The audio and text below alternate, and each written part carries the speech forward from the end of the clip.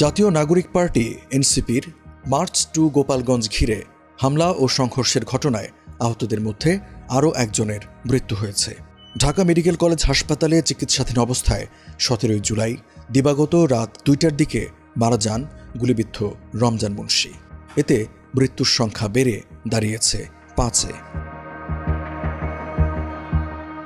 Dhaka medical college হাসপাতাল police ফাঁড়ির in charge সহকারী উপপরিদর্শক মাসুদ আলম জানান, চিকিৎসাধীন অবস্থায় রাত 1:45 রমজান মারা যান।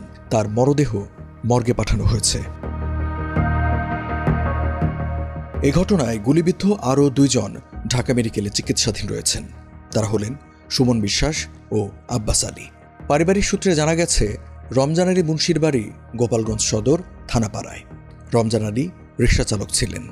ঘটনার দিন 16 জুলাই বুধবার দুপুরে গোপালগঞ্জ সদর এলাকায় সিনেমা হলের পাশেই রিকশা থেকে যাত্রী নামিয়ে ফেরার পথে তিনি সহিংসতার মধ্যে পড়েন এবং গুলিবিদ্ধ হন।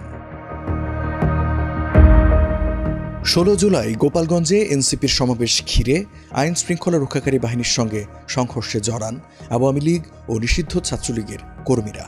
এতে অন্তত 9 জন গুলিবিদ্ধ সহ অর্ধশতাধিক ব্যক্তি আহত হন।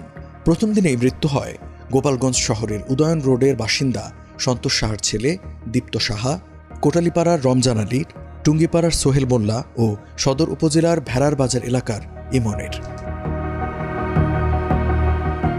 এনসিপির মার্চ টু গোপালগঞ্জের আগে পুলিশের ওপর হামলা, ভাঙচুর, অগ্নিসংযোগ ও লাঞ্ছনার ঘটনায় একটি মামলা দায়ের করা হয়েছে। 17 জুলাই মধ্যরাতে গোপালগঞ্জ সদর থানায় মামলাটি দায়ের করেন পুলিশের পরিদর্শক আহমেদ আলী।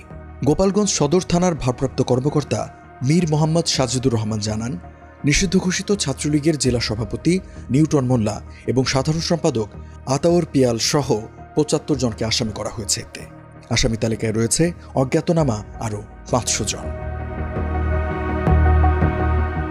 এই সহিংসতার তীব্র নিন্দা জানিয়ে একে সম্পূর্ণরূপে অগ্রহণযোগ্য বলেছে এবং দায়ীদের বিরুদ্ধে কঠোর ব্যবস্থা নেওয়ার প্রতিশ্রুতি দিয়েছে অন্তর্বর্তী সরকার।